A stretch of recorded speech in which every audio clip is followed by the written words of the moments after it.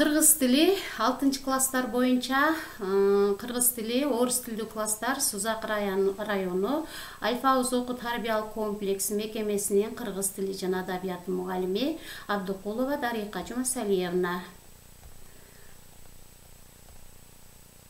Саламатсыңар балдар, кайрадан онлайн сабагыбыз назарыңарда. Кутман күн балдар, баарыңарга жагымдуу маанай каалайм. Баарыңар каникулда жакшынакай кылып өткөзүп атасыңарбы? Үйдө онлайн сабактарды күндө өтүп атабыз, көрүп атасыңар. Баарыңарга бүгүнкү жагымдуу маанайыңар менен. Анда эмесе мен бүгүнкү жагымдуу маанайды балдар кыргыздын жакшынакай тилге карата айтылган учкул сөздөр менен баштагым келип атат. Тил душман, акыл дос. Тил акыйкатты табат. Тил албасты жумшаганча тына-тына өзүң кыл. Тишиң барда таш чайна. Тил кылычтан өткөр. Тил менен тирүү адамды да өлтүрүүгө болот. Тилден бал да тамат, уу да тамат. Тилдин сөөгү жок. Акыркы учкул сөзгө кичине маалымат берип кетейин балдар силерге. Тилден бал да тамат, уу да тамат. Бал деген биздин түштүк диалекти боюнча айтканда асел дегенди билдирет. Тилден жакшы сөз айтсам, бирөөгө жакшы сөз айтсам, ал сөздүн бардыгы балдай угулат. А жаман сөз айтсам, ал сөздүн бардыгы ал адамга уудай тиет дегендей. Экинчи акыркысында тилдин сөөгү жок дейт балдар. Тилдин сөөгү жок. Кандай сөздү айтсаң дагы ал сени башкара албайсың. Кандай сөздү айтсаң да ошол сөздөрдүн бардыгы сенин тилиң аркылуу кетет деген мааниде. Анда эмесе балдар, андан кийинкиси макалдардан үзүндү келтирип кетейин. Булардын бардыгын жакшынакай дептериңерге жазып койгула. Биздин эреже дептерибиз дагы бар. Андан сырткары эки көнүгүү дептерибиз бар. Биринчи жана экинчи жумушчу дептерлерибиз бар. Булардын бардыгын эреже дептериңерге жазып коесуңар. Күлкү ден соолуктун мүлкү. Күлкүдөн жаш да тамат. Күлүп киргенден түңүлбө, күңгүрөнүп чыккандан түңүл. Дос сенин күзгүң, дос айрылат, сөөк кайрылат. Дос башка карайт, душман бутка карайт. Дос деген ыйык нерсе, эгер аны баалай билсе. Акыркысына кичине маалымат берейин балдар. Ар бириңердин жакын досуңар бар класста. Ошолор менен жакшы мамиледе болуп, бири-бириңерге жардам берсеңер, ар дайым жакшы күндө чогуу болсоңор, достон ыйык эч нерсе болбойт дейт. Дайыма досуңарды баалай билишиңер керек. Досуңардын кадырына жете билишиңер керек.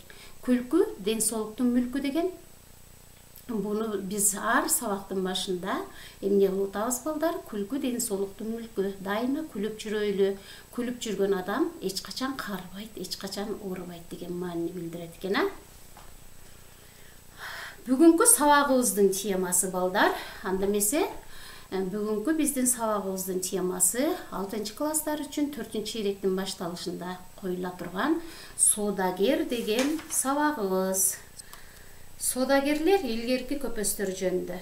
Көпөс деген сөздүн мааниси балдар соодагер деп аталат.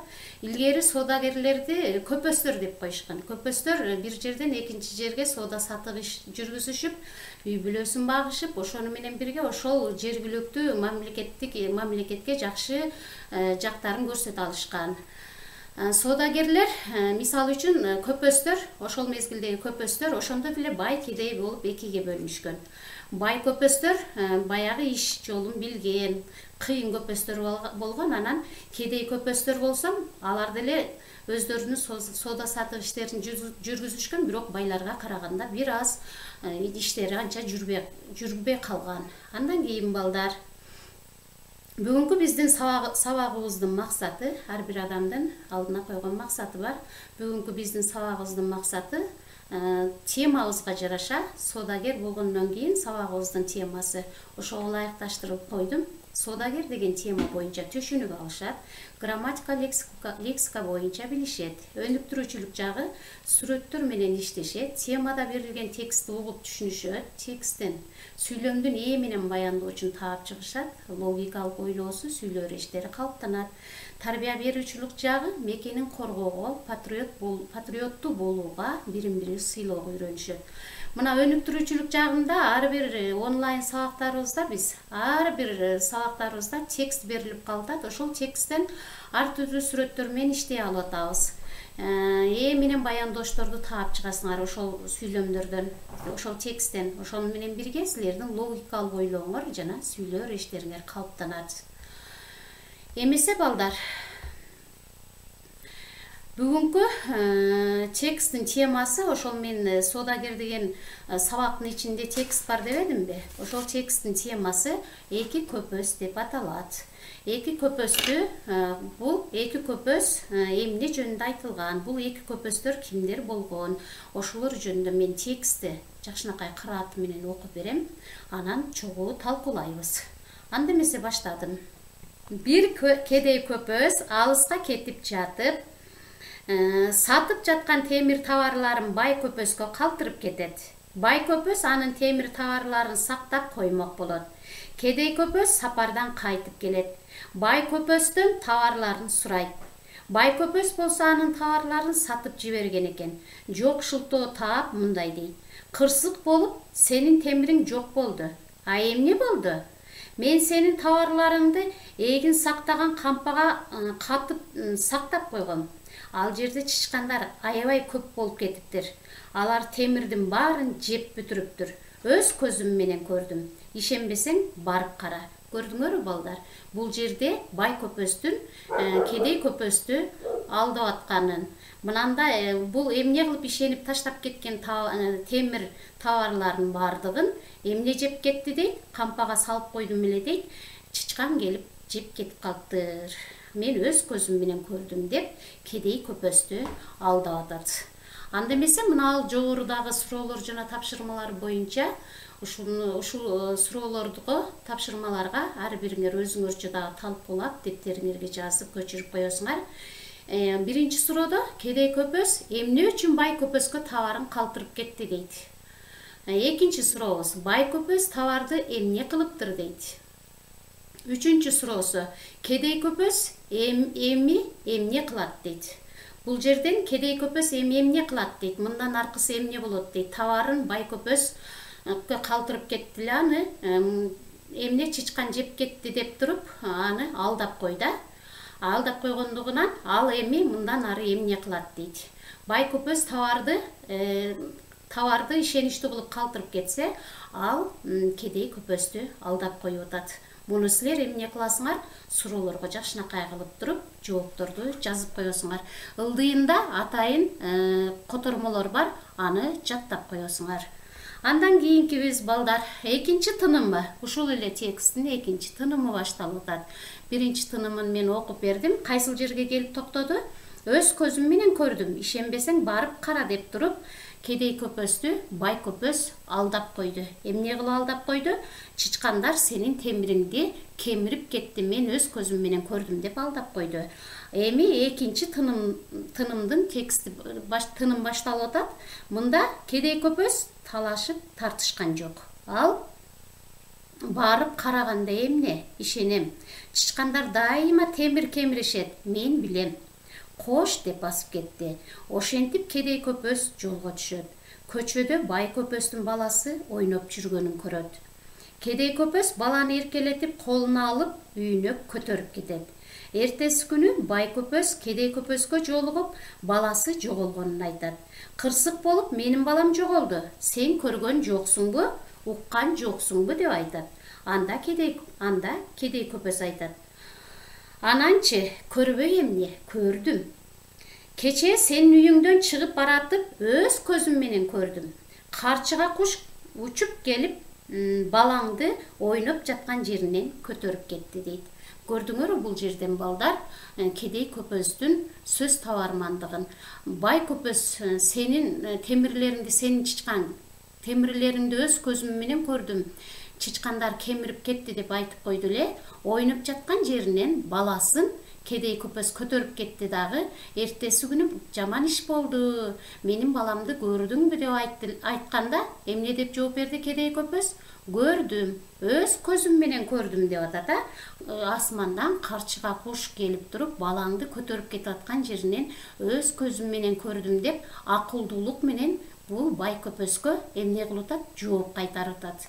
Бул жерден эмнени айтабыз балдар? Мына жогорудагы берилген суроолор жана тапшырмаларга ар бир тынымдын ылдыйына мен суроолор жана тапшырмаларды түзгөнмүн. Ошолорду дептериңерге көчүрүп жазасыңар дагы, ошол ылдыйына туура жоопторун жазып коесуңар. Кедей көпөс байдын баласын эмне үчүн көтөрүп кетти дейт? Эмне үчүн көтөрүп кетти балдар? Буну дагы эмне кылайын деди? Бир алдап көрөйүнчү деп көтөрүп кетти. Бай көпөс эми эмне кылат дейт. Баласы жоголуп кеткен бай көпөс эми эмне кылат дейт. Мындан аркысын өзүңөр суроолорду жазасыңар дагы, ылдыйына жоопторун дептериңерге жазып коесуңар. Андан кийин балдар, ушул эле текстибиздин ушул эле эки көпөс дегендин 3-чү тынымы башталып атат балдар. Жакшылап көңүл бөлүп угуп тургула. Бай көпөс ачуусу келип, куш баланы алып кете алмак беле? Ушул айтканың уят го дейт.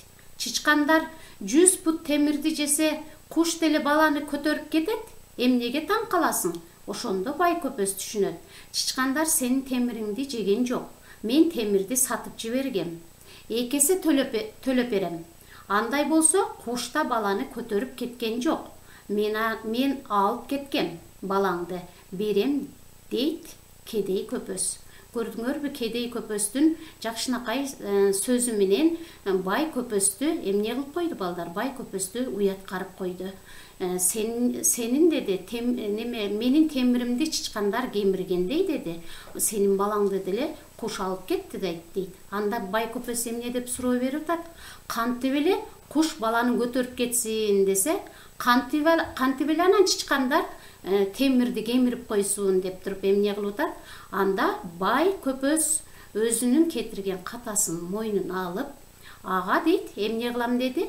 Мен сенин темириңди экесе кылып төлөп беремин деди. Анда карчыга куш дагы сенин балаңды алып кеткен жок. Мынакей сенин балаң деп туруп баланы дагы эмне кылып атат? Кайтарып берип атат. Буга дагы неме кылдым балдар? Суроолор жана тапшырмалар бар. Биринчи сурообуз. Эки көпөс бири-бирине кандай мамиле кылышат? Жогорудагы текст боюнча ошол түшүнгөнүңөрдү ылдыйына туура жообуна жазып коесуңар. Кедей көпөс бай көпөстүн баласын алып кеткени туурабы дейт. Эмне үчүн дейт. Ушул жерден кедей көпөс бай көпөстүн баласын алып кеткени туурабы дегенге мен кичине силерге жооп катары айтып коеюн.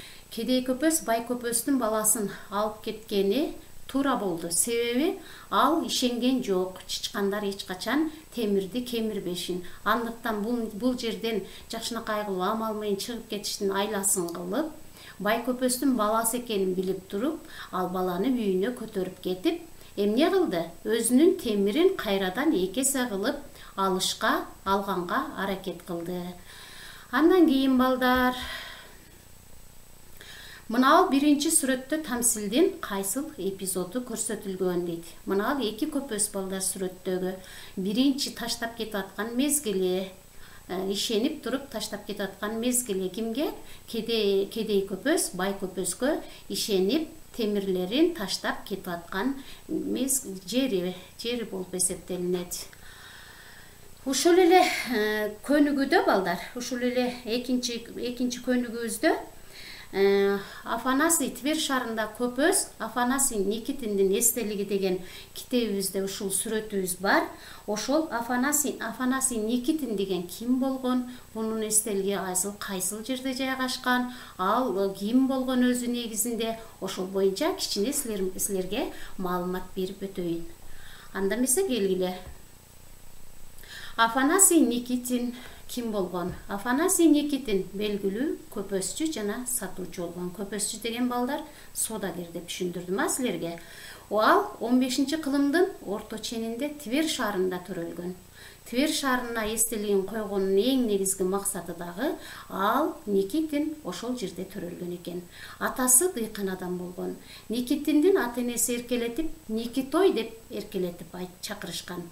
Андан сырткары жаштык балалыгы жөнүндө көп маалымат жок эсе. Себеби ал кезде эмне болгон балдар? Көп маалыматтарды сактап калуу кыйын болгон. Европада жашаган биринчи соодагер Көпөс болгон. Биринчи жашаган, биринчи сооданын жолун ачкан ушул киши болгон экен балдар. Ошол мезгилде 25 өлкөнү саякаттап соодагерчилик ишин кылган. Ал ошол заманды жазуучу жана саясатчы адам болгон.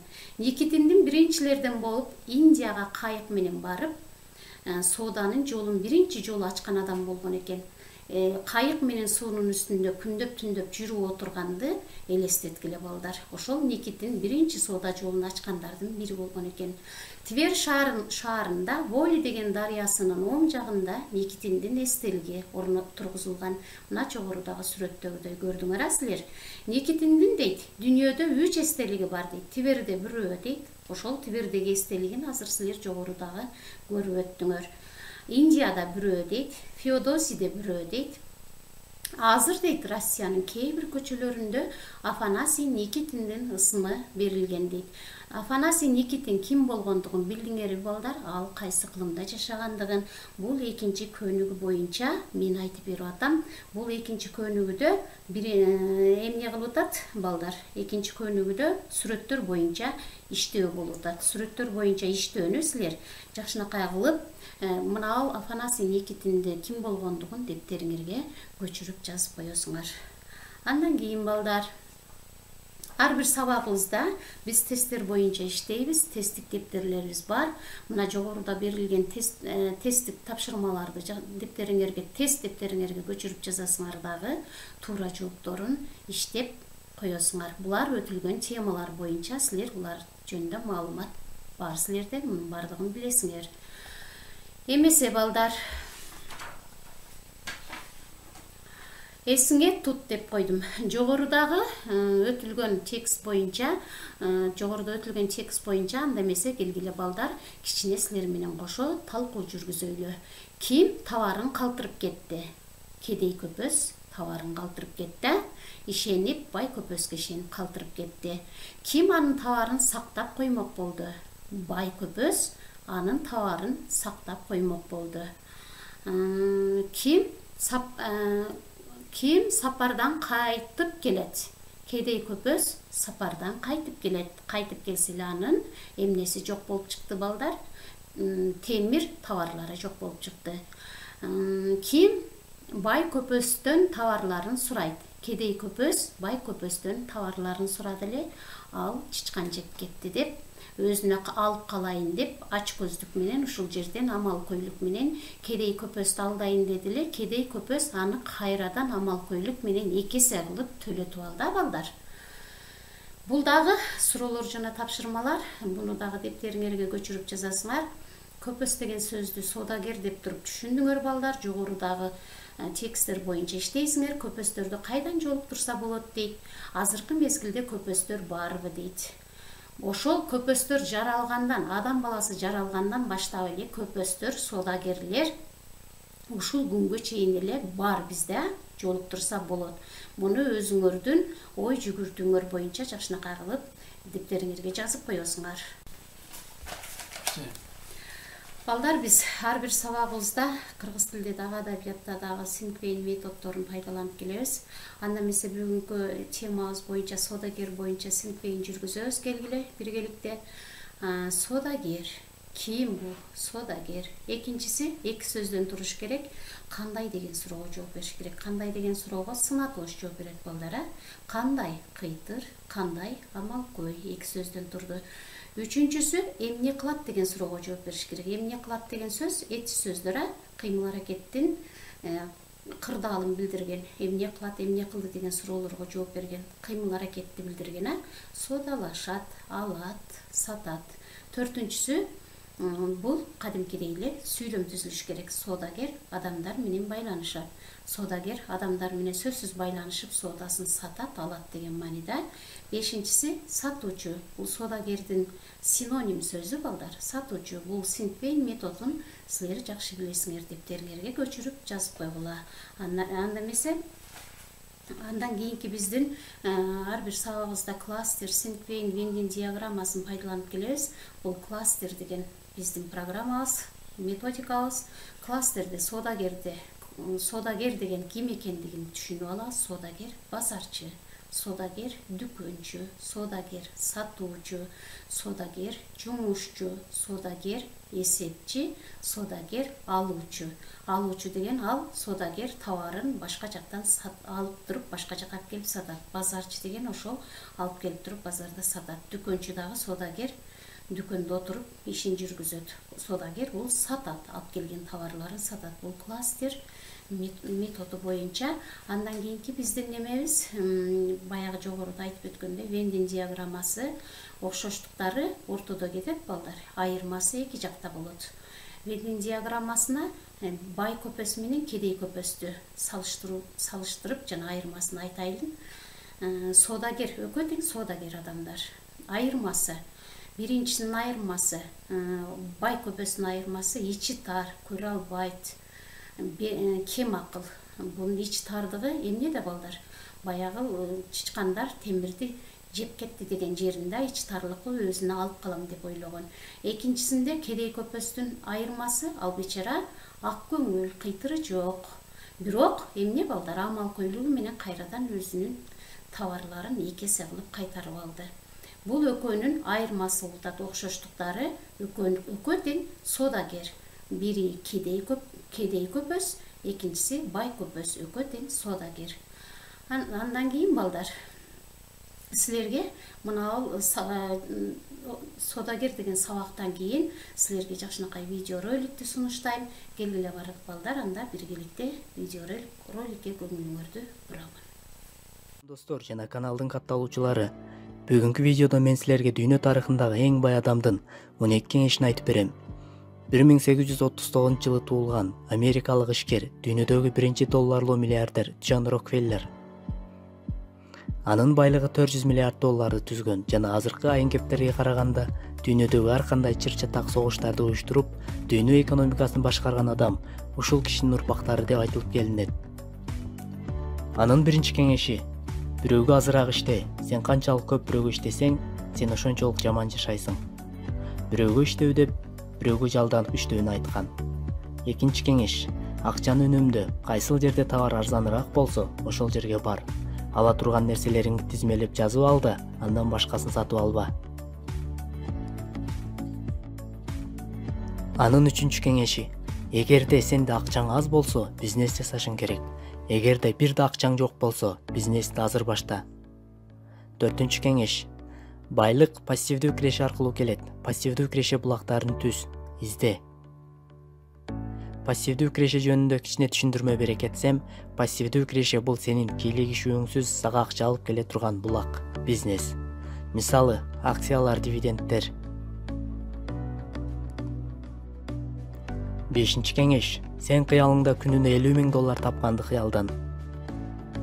$50,000 андан көп болсо болсун, бирок кем эмес. $50,000 деп бекеринен айтылган эмес. Анткени дүйнөдө кээ бир адамдар күнүнө $50,000 чейин акча коротушат. Алтынчы кеңеш: акча сага башка адамдар аркылуу келет. Уялба, тартынба, сүйлөш, мамиле түз. Тартынчаак адамдар көп учурда ийгиликсиз болот. Жетинчи кеңеш: жакыр коом дайым сени артка тартат. Ошого пессимист адамдардан алысыраак бол. Алар сенин кыялдарыңды бузуп, сени чечкинсиз кылат. Дайым оптимисттер менен жана ийгиликтүү адамдар менен сүйлөш, мамиле кыл. Сенин досуң ким экенин айт, мен сенин ким экендигиңди айтам. Сегизинчи кеңеш: жакырчылык жоопкерчиликтен качкандан пайда болот. Өзүңө ар кандай шултоолорду ойлоп таппа, жоопкерчиликтүү бол. Тогузунчу кеңеш: эң бай жана эң ийгиликтүү адамдардын өмүр таржымалдарын оку, бил. Онунчу кеңеш: кыялдар жашоодо биринчи орунда турат. Кыялдарыңды ишке ашыр, тайманба, план түз, акырына чейин иштеп чык жана аларды ишке ашыр. 11-нчи кеңеш: адамдарга жардам бер. Аларга кийинки пайдаңды ойлобой, таза ниетте жардам кыл. Пайдаңдын 10%-ын садака кыл. 12-нчи кеңеш: бизнес системаларды түз жана өзүң иштеп тапкан акчаларыңдын жыргалын тат. Анда эмесе балдар, бүгүнкү сабагыбыз максатына жетти деп ойлоймун. Содагер жөнүндө толук маалымат ала алдыңар. Содагер деген сабактын ичинде 2 көпөс текст боюнча маалымат алдыңар. Тексттер боюнча иштеп коесуңар. Анан суроолор жана тапшырмалар боюнча толук деттериңерге жакшынакай алып көчүрүп жазып, ошолор боюнча иштеп коесуңар. Анан тест боюнча тестти дагы иштейсиңер. Анда эмесе эмки дагы онлайн сабагыбызда жолугушканча сак саламатта калгыла балдар.